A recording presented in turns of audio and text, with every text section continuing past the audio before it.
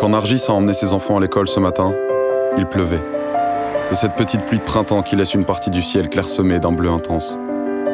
Ses enfants, Nargis les a regardés longtemps, les yeux remplis d'amour. Ensuite, elle a tourné la tête vers la vitre et a pensé à aujourd'hui, au premier jour de sa nouvelle vie. Et son regard, éclairé par le soleil du matin, a fini par se perdre dans le paysage qui défile. Laurette, petite dame, coquette et bonne vivante, ne savait pas comment se coiffer ce matin. Elle a tout d'abord essayé le lisseur vapeur de sa fille, mais s'est retrouvée à 2 doigts de concurrencer Lady Gaga.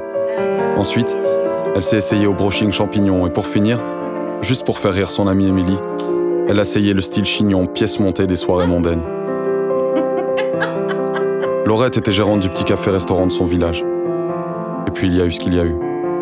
Alors pour elle aussi, aujourd'hui est un grand jour. D'ailleurs, ça l'a un peu empêchée de dormir cette nuit. Normal. Ça fait toujours ça quand on commence une nouvelle vie. Fred, lui, a pris ses cours, est entré dans son taxi et a démarré le moteur.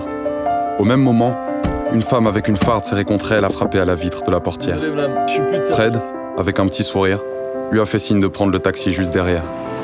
Ensuite, il a pris la route, direction la première journée de sa nouvelle vie. Karl vient de quitter la cuisine de ses parents. Son truc à lui, depuis qu'il est petit, c'est la pâtisserie. Aujourd'hui, Karl est livreur de pain, mais dans 2 ans, il sera maître pâtissier.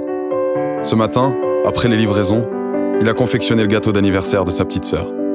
Avec de la ganache bleue, il a modelé la tête du Cookie Monster, héros des émissions pour enfants des années 80. Ce soir, quand il sera de retour, ils vont faire la fête en famille. Mais avant ça, Karl a rendez-vous avec le premier jour de sa nouvelle vie.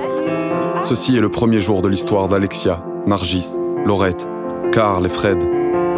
Comme eux, vous êtes des milliers à avoir une envie dans la tête. Et puis un jour, vous tombez sur l'une des 8000 formations de l'enseignement de promotion sociale. Un enseignement qui vous offre un diplôme reconnu et surtout, que vous pouvez suivre à votre rythme. Alors vous vous dites que la vie c'est comme le ciel, parfois bleu, parfois gris, mais que finalement, au-dessus des nuages, le soleil brille toujours. L'enseignement de promotion sociale, place à ce que j'ai toujours voulu faire. Rendez-vous le 7 juin à 20h avec Adrien de Viveur. Posez maintenant vos questions sur promsoc.be et obtenez vos réponses lors du live.